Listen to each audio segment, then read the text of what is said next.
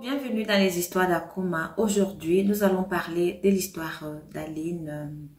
Aline, alors, un beau jour, elle allait dans un marché. Arrivée dans ce marché, elle a donc perdu son téléphone. Et comme elle avait perdu son téléphone, elle est rentrée à la maison. Bon, il lui fallait absolument un autre téléphone. C'est comme ça. Comme elle a perdu le téléphone avec la puce, quoi. Elle est donc sortie pour aller reconduire la puce. Et donc, en sortant, qu'elle rencontre un de ses anciens camarades il y a plus de 15 ans. Elle lui dit, waouh! Donc, le gars était dans une grosse bagnole, assis derrière, accompagné d'un chauffeur. Elle dit, waouh, c'est toi! Donc, elle n'a même pas reconnu le gars. C'est le gars qui l'avait reconnu. Et le gars l'a appelé Aline. Donc, quand elle se retrouve, elle voit le gars, elle dit, waouh, c'est toi? Elle dit, mais comment? En fait, ils se sont embrassés, ils se sont salués, ils disent, mais waouh, mais comment c'est toi qui es devenu comme ça lorsqu'on était au lycée? Bon, tu étais quand même parmi les gars où on se disait que non, mais celui-ci, sa vie là, on ne sait pas ce que ça va devenir et tout et tout. Mais là, franchement, mais qu'est-ce que tu fais? Mais bon, le gars dit que bon, voilà, il travaille dans une grosse entreprise de la place et tout et tout et tout.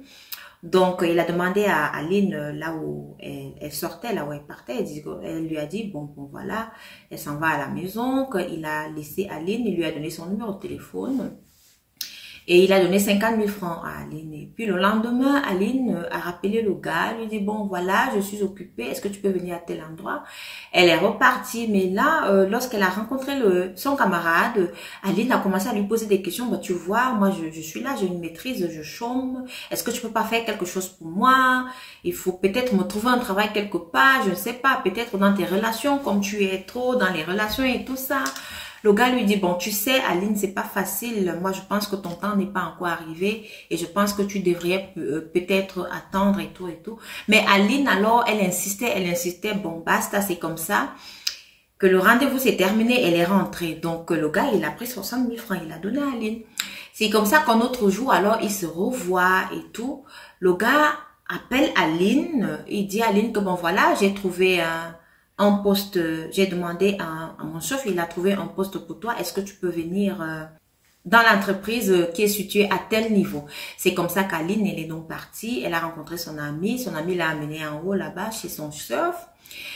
Arrivée là-bas, Aline dit que non, le monsieur lui a donné juste des documents, elle devait remplir et tout. Aline dit que ces documents, c'était comme un livre, quoi. La première page, on demande le nom, le prénom, la date de naissance, en fait, tout votre extrait de naissance. Et elle s'est mise à remplir.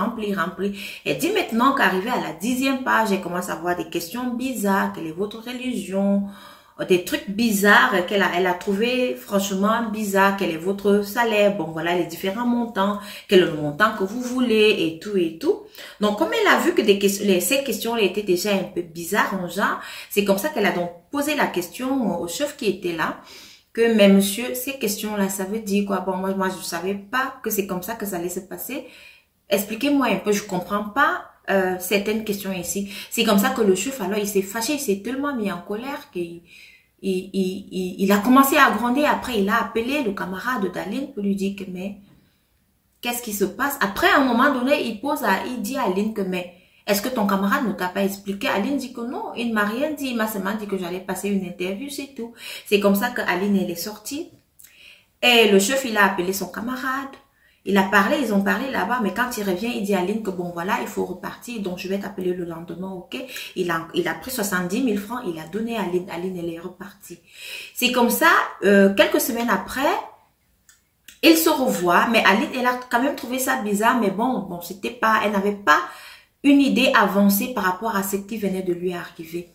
C'est comme ça, alors que après 2 semaines, ils se revoient encore, ils prennent un pot, ils causent, il n'y a pas de souci et tout. Et puis là, Bertrand qui dit en fait Bertrand, le camarade d'Aline, qui lui dit, bon franchement, on a une cérémonie, j'aimerais aussi que tu viennes pour rencontrer aussi des gens qui sont bien placés et tout et tout. Aline dit, ah il n'y a pas de souci. Il dit à Aline que bon voilà, j'aimerais que tu t'habilles bien parce que ce sont quand même des gens qui ont un niveau de vie très très élevé, donc il faut que tu sois bien habillé. Je sais que tu n'as pas encore assez, mais voilà quand même 250 000 francs, tu vas t'acheter quelque chose. C'est comme ça qu'Aline a pris l'argent, elle est partie, elle était tellement contente. Elle est partie et puis elle s'est fait belle. Le jour J arriva, donc elle a appelé son amie, se sont retrouvés. Son amie lui a dit, retrouve-moi à tel carrefour. Donc Aline aussi, elle avait l'habitude de passer dans ce carrefour. Mais ça faisait quand même des semaines qu'elle n'était plus passée dans ce carrefour. Donc arrivée donc à ce carrefour, elle voit une très grande église, une église tellement belle et grande. C'est là où elle s'exclame et dit à son ami Bertrand, mais waouh, quand est-ce qu'ils ont construit cette église là? J'ai l'habitude de passer ici, mais elle n'est pas souvent là. C'est là où Bertrand lui dit que, ah, ils ont commencé ça, ça fait quelques semaines, et puis bon, ils ont travaillé nuit et jour, et tout, et tout, et tout. Bon, Aline, elle prend ça comme ça, bon, c'est pas tellement important. Après un moment, une cloche a sonné, et lorsque la cloche a sonné, Bertrand lui a dit, bon voilà, la cloche a sonné, tout le monde doit entrer. Lorsqu'elle entre dans l'église, elle constate que les couleurs de l'église, c'est du noir, c'est du rouge. Donc, les carreaux en bas, c'est du rouge. Les murs, c'est du noir, rouge et tout et tout. Donc, elle constate aussi qu'il y avait des cercles bizarres, des insignes bizarres que vous connaissez lorsque les gens sont dans des sectes là.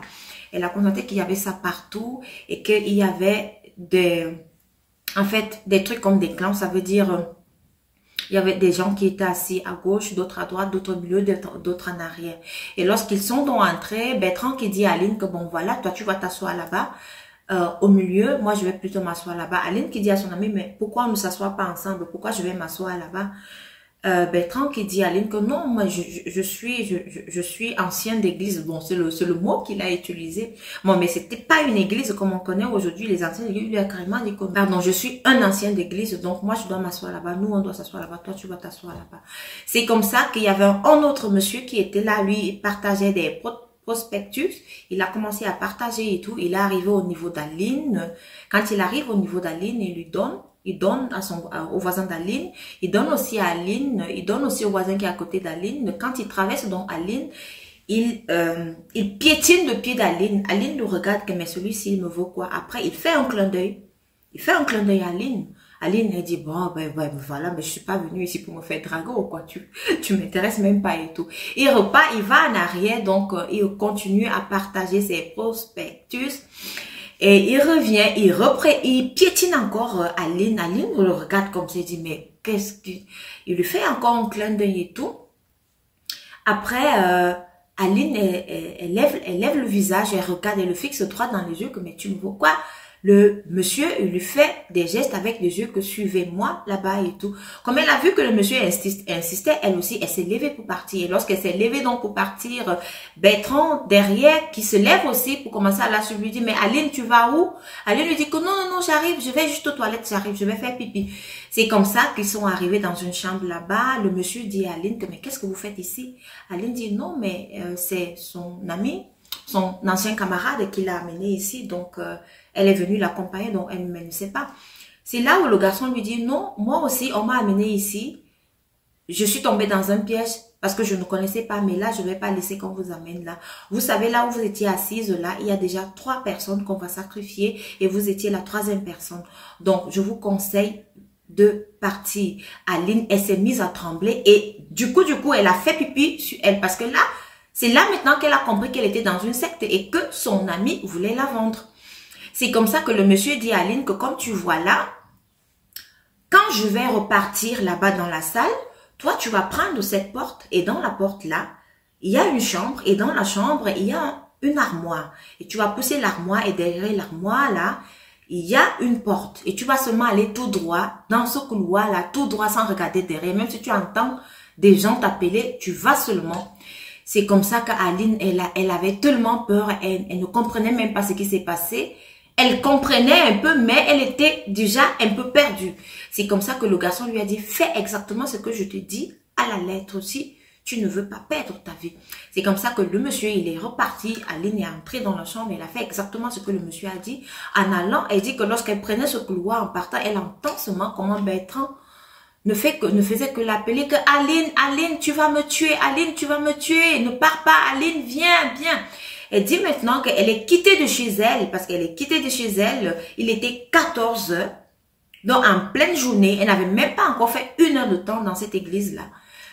Lorsqu'elle sort donc de ce couloir, elle dit qu'elle a marché pendant plus de 2 heures de temps. Donc lorsqu'elle sort de ce couloir, il fait noir, donc c'est la nuit totale. Elle dit, en fait, il était environ, donc elle suppose peut-être 21h, 22h, donc elle a marché, elle s'est mise à marcher, elle disait que tout était noir, il n'y avait rien à l'horizon, elle a marché jusqu'à ce elle aperçoive une petite ampoule quelque part, donc c'était une petite maisonnette, elle arrive donc là-bas, elle voit des enfants en train de jouer sur la cour, elle voit une maman assise là, elle dit à la maman, est-ce que je peux avoir de l'eau à boire? La maman lui donne donc de l'eau à boire, elle lui dit, ma fille, mais qu'est-ce que tu fais ici? Elle dit, non, maman, c'est une très longue histoire. Elle-même ne sait pas ce qu'elle fait ici. Est-ce que je peux trouver un taxi pour rentrer à la maison? La dame lui dit, mais comment un taxi? Les taxis viennent ici rarement, on ne les voit pas ici tout le temps. Elle dit, comment ça rarement? Elle dit, madame, il est quelle heure d'abord? La dame lui dit, mais là, il est déjà 23h. Elle dit, quoi? La dame lui dit, dans ce village aussi. Elle dit, quoi? Village? Village? Comment? Dans ce village? Elle lui dit, oui, on est dans un village. Elle a donné le nom du village. On est dans un village ici vers l'est là-bas. C'est comme ça qu'elle se rend compte qu'elle n'est même plus dans la ville là où elle était. Elle était au littoral. Maintenant, elle se retrouve à l'est, dans une autre province. C'est pas vrai. Elle reste là et dit, c'est pas vrai, c'est pas vrai. C'est comme ça que la dame, elle avait son neveu qui faisait la moto. Elle a dû payer très cher au neveu de la dame pour que le neveu de la dame essaie de l'amener en ville et là-bas, elle pourrait dormir. C'est comme ça que le neveu de la dame l'a donc transporté là-bas. Il est arrivé en ville, il a dormi là-bas dans un hangar et le lendemain, elle est rentrée à la maison. Donc, lorsqu'elle est arrivée chez elle, elle a raconté ça à sa famille. Elle a passé 2 semaines à la maison, elle ne sortait pas, elle a changé de puce, elle a tout changé. Donc, son camarade Bertrand ne l'appelait même plus, rien du tout. Elle n'a plus eu d'appel et tout et tout. Donc, elle a vraiment été traumatisée. J'espère que vous avez aimé l'histoire et j'espère aussi que vous avez trouvé la morale de l'histoire pour dire n'enviez pas les gens lorsque votre étoile n'a pas encore brillé. Attendez votre moment parce que là, Aline, elle enviait son camarade, elle ne savait pas ce que son camarade faisait. Elle ne savait pas avec qui son camarade était allié. Donc voilà son camarade qui a voulu la vendre. Heureusement, son Dieu qu'elle loue était avec elle. Elle est sortie de là. Merci de m'avoir écouté et rendez-vous à la prochaine vidéo.